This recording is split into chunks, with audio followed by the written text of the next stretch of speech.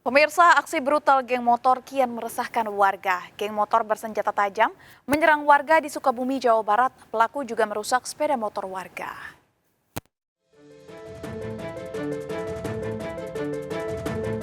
Sekelompok geng motor tiba-tiba menyerang warga yang sedang duduk di depan warung di Jalan Veteran, Kecamatan Cisaat, Sukabumi, Jawa Barat. Warga pun kabur berupaya menyelamatkan diri.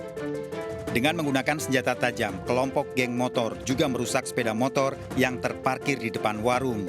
Di sini lagi pada ada anak-anak nongkrong, anak warga sekitar. Kebetulan berhenti 2 motor di sini nih. 2 motor bawa senjata tajam, 1 motornya 3 orang. Jadi jumlahnya ada 6 orang berarti. Langsung penyerangan ke anak-anak yang nongkrong sama pengerusakan ke kendaraan sama ke warung. Teror geng motor ini membuat warga resah. Itu dengan kondisi seperti ini tuh? Ya resah. Resah? Iya, karena udah 2 kali kayak gini. Udah 2 kali? Cuman kemarin ditodong doang. Polisi kini masih memburu para pelaku penyerangan. Dari Sukabumi, Jawa Barat, Budi Setiawan, iNews melaporkan. Diduga karena pecah ban, mobil mikrobus hilang kendali menabrak 3 sepeda motor di tengah kemacetan lalu lintas di Sumedang, Jawa Barat. Mobil baru berhenti setelah menghantam tembok pagar sekolah. 2 pengendara motor tewas di lokasi kejadian.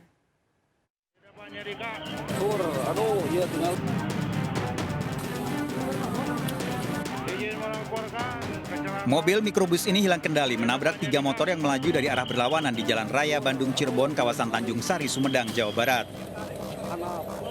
Mobil baru berhenti setelah menghantam tembok pagar sekolah. Sopir mikrobus sempat terjepit badan kendaraan. Akibatnya 2 pengendara motor tewas di lokasi. 2 pengendara motor lainnya mengalami patah kaki dan tangan. Sementara sopir mikrobus hanya luka ringan di kaki. Menurut saksi, kecelakaan terjadi saat situasi lalu lintas macet diduga akibat mikrobus yang melaju di lajur kanan mengalami pecah ban. 2 orang sudah meninggal di tempat kejadian, 1 orang masih luka berat, udah ditangani di sini, kemungkinan patah tulang kaki sama ada pendarahan di kepala. Kita langsung dirujuk ke rumah sakit daerah Sumedang. 2 pengendara motor yang terluka parah dirujuk ke Rumah Sakit Umum Daerah Sumedang. Penyebab pasti kecelakaan maut ini masih dalam penyelidikan Satlantas Polres Sumedang. Dari Sumedang, Jawa Barat, Beben iNews melaporkan. Sebuah mobil terbakar saat melaju dari arah Jakarta menuju Bandung, Tol Purbalenyi, Purwakarta, Jawa Barat. Pengemudi mobil dan istrinya berhasil menyelamatkan diri.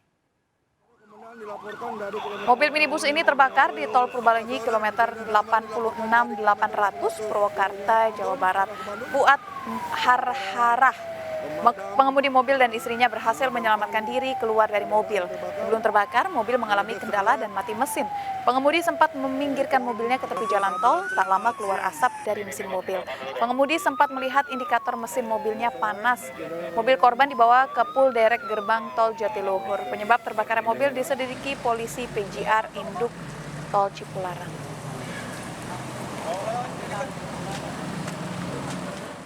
Pemirsa, seorang pria ditemukan tewas di kamar rumahnya yang terkunci di Tambora, Jakarta Barat. Saat petugas mendobrak pintu kamarnya, didapati tembok kamar penuh tulisan korban terkait masalah keluarga.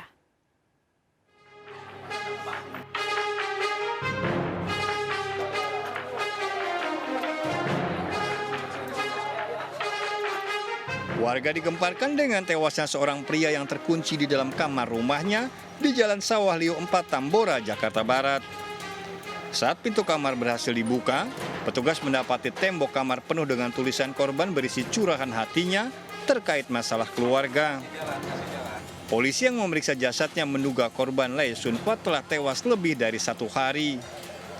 Pria 68 tahun ini tinggal bersama anak dan menantunya. Polisi masih menyelidiki penyebab kematian korban. Jenazah korban dibawa ke RSCM untuk diotopsi. Dari Jakarta, Miftahul Gani melaporkan. Seorang pedagang di Pasar Senen, Jakarta Pusat menangis setelah barang dagangannya terjaring razia. Petugas menemukan puluhan obat kadaluarsa dan tak layak konsumsi.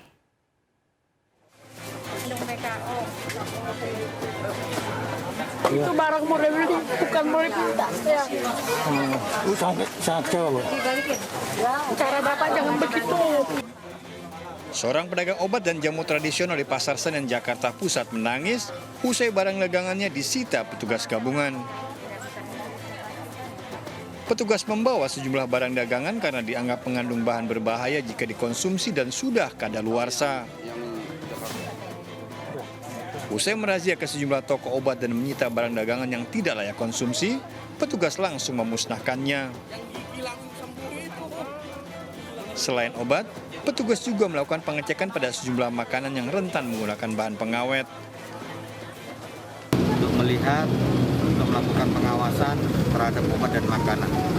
Tujuannya untuk memberikan edukasi kepada pemilik toko atau penjual warung-warung obat dan juga makanan. Razia akan terus dilakukan untuk melindungi konsumen. Mau kita musnahkan nanti di depan. Dari Jakarta, Sofyan Firdaus melaporkan. Pemirsa, petugas berupaya mengevakuasi seorang pemuda dari lantai 4 apartemen di Jalan Meruya Ilir, Kembangan, Jakarta Barat. Evakuasi korban berlangsung dramatis. Diduga aksi nekat dilakukan akibat teror pinjaman online puluhan juta rupiah.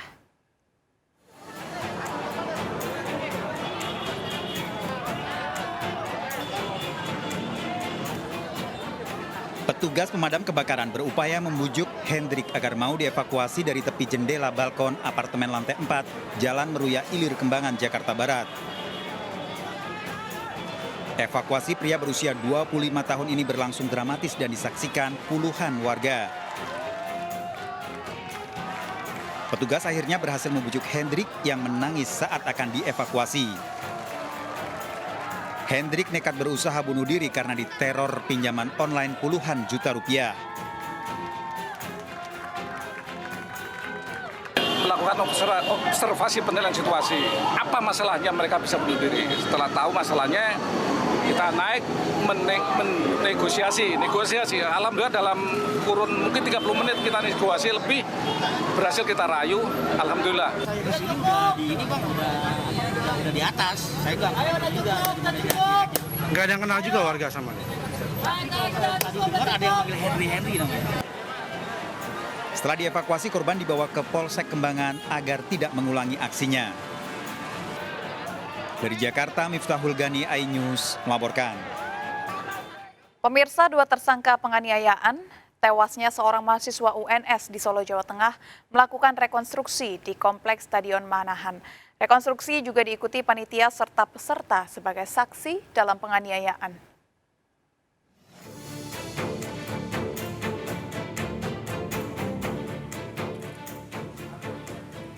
Sejumlah mahasiswa UNS mendatangi Kompleks Stadion Manahan, Kota Solo mengikuti jalannya rekonstruksi tewasnya Gilang yang mengikuti Diksar Menwa. 2 tersangka, panitia serta peserta Diksar Menwa diikut sertakan dalam rekonstruksi. Sebanyak 65 adegan dilakukan sejak awal Diksar hingga Gilang dibawa ke rumah sakit. Pada adegan ke-22 dan 24 terungkap para tersangka menganiaya Gilang yang diduga memicu kematian. Bahkan salah satu tersangka menganiaya menggunakan senjata replika. Fakta yang baru terkait dengan suatu peristiwa itu masih sama seperti yang sebelumnya. Tadi diikuti berapa saksi dan 2 tersangka? Yang jelas saksi dari baik itu dari panitia ataupun dari peserta. Mengenai salah satu tersangka yang ikut mengumpul menyangkal. Ya, itu namanya tersangka, gak masalah. Dia kan mau mengatakan apa, yang jelas saksi dan bukti nanti akan berbicara nanti di pengadilan. Akhir Oktober lalu, Gilang Endi Saputra tewas saat mengikuti kegiatan Menwa di kampusnya. Pada keluarga, Gilang sempat pamit mengikuti kegiatan Menwa selama 2 minggu. Namun baru 3 hari, keluarga mendapat kabar kematian Gilang. Saat menerima jenazah, pihak keluarga mencurigai ada luka memar di wajah dan bagian tubuh korban. Keluarga memutuskan untuk dilakukan otopsi guna memastikan penyebab kematian. Nah, setelah di rumah dibuka, ternyata kondisi jenazah itu udah mukanya udah memar, banyak mengeluarkan darah, bergumpal-gumpal di mukanya itu. Terus di sini ada luka di belakang, di tengkuk ini. Cipunda. Ya Cipunda itu. Ya akhirnya kan musyawarah keluarga, akhirnya melaporkan kepada polisi. Para tersangka terancam hukuman 15 tahun penjara dengan barang bukti peralatan yang digunakan untuk menganiaya. Dari Solo, Jawa Tengah, Septiantoro, iNews melaporkan. Pemirsa, awasi anak Anda saat bermain. 3 remaja yang sedang mencari bonsai tenggelam saat menyeberangi sungai di Madiun, Jawa Timur. Seorang remaja tewas dan seorang lainnya masih dalam pencarian.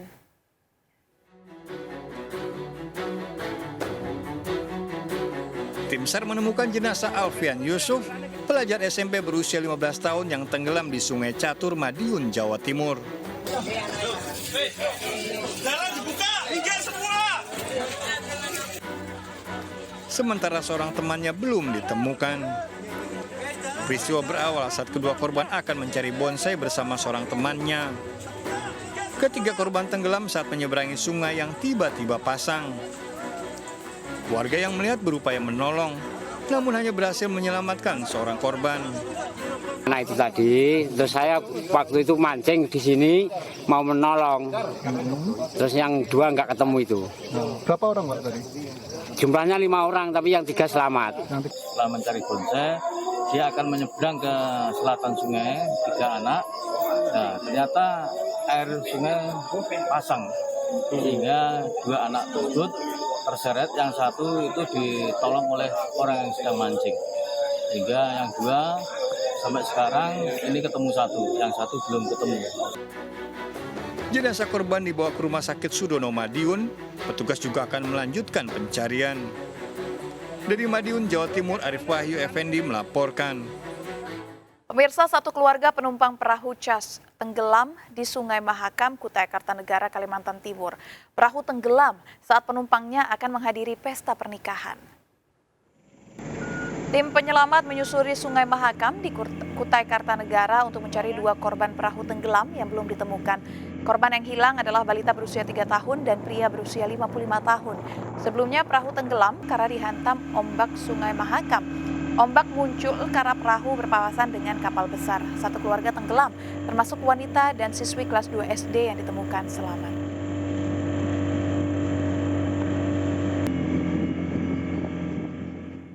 Pemirsa, tersangka pemerkosaan dan pembunuhan terhadap bocah SD di Oku Selatan, Sumatera Selatan jalani rekonstruksi dengan penjagaan ketat polisi. Pelaku yang merupakan tetangga menyekap korban saat ditinggal orang tuanya menjaga kebun.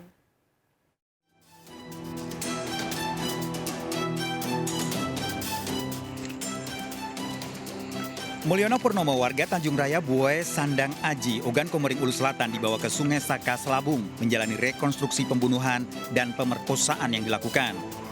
Rekonstruksi disaksikan keluarga korban dan warga sekitar sehingga polisi menjaga ketat sekitar lokasi.